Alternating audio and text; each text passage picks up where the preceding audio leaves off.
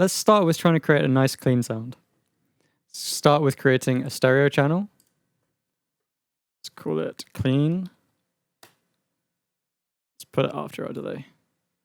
Let's start with, what amp do you think we should start with? What software? We can start with the Fender or something nice and clean and warm. I don't know. Okay, cool. I think that's a good idea. Start with VST Amp Rack and get a nice Fendery sound in that. Okay, so if I click on my amplifiers page, you can see that we have 8 different amplifier models. These are all modeled on classic guitar amplifiers. I mean, you have British Custom, which is sort of a more voxy sort of sound. You have the Blackface, which is modeled on a Fender Blackface. Plexi and a Plexi Lead, which are the 2 channels of a Marshall Plexi. Fender Tweed. Diamond, which is probably your sort of more Mesa Boogie, sort of high gain sound. And then a Fender Deluxe. We're going to start with this one because it's the stock amp plugin that comes with Cubase. It's very, very easy to use, and we'll go on to the more advanced ones after. So let's start with the Blackface, which is a very traditionally used clean sound. So if I now activate the track, Dom, do you want to play something? Sure. Let's pull the gain back a little bit. So it's a bit cleaner. It's got quite a lot of bass, and it's quite trebly as well. So let's pull both of those back just a bit. I think it's actually the mids.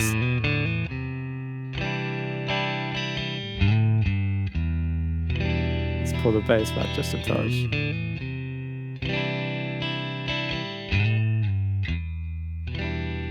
Okay, now let's go on to the cabinets that we've got here. I mean, currently we're using the linked cabinet choice, which means that it's the right cabinet to be matched for this Blackface. But let's see what we can do if we change the cab. Dom, do you want to play? Mm-hmm. Okay, so currently we're on this one, the Blackface. Let's try the Tweed. It's much thinner. You can already see this is having a drastic effect on our tone. Let's try the Deluxe. That's Ooh, interesting. that's nice. Let's try the British Custom as well, which is more of a Vox cab. It's a 2x12 as well.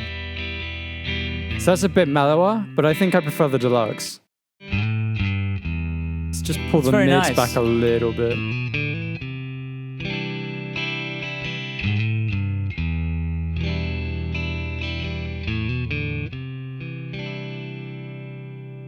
Sounds good. That's great. Okay, the next thing that we can try and change is the microphone. If we click over onto the microphones page, you can see that we have a more condenser style microphone, which is probably, by the looks of it, a more 87, a very mid-rangey sound. And then we have something that's very typical for guitars, the Shure SM57, which is a dynamic mic. It's going to be very direct. The SM57s are like staples for guitar recording, right? Yeah, they're almost the go-to for almost anyone recording guitar. So let's see how they sound individually. Dom, do you want to play? So I'm going to move towards the 57 first. It's very, very bright, very direct sounding. Let's move towards more of the U87. It's very similar, but it's a bit more round, I think. Let's try some different positions. Currently we're on the edge of the speaker. If we move into the center, it's going to be even more direct.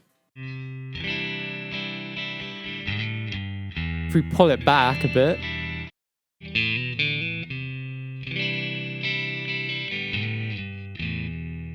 you can go even more extreme. And then off to the side, but far back. I think somewhere around here is going to work nicely. Then if I bring some more of the 57, I can get a bit more attack on the notes.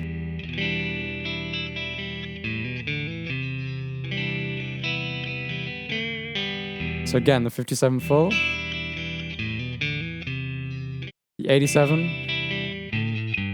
And then I think I like a blend around there.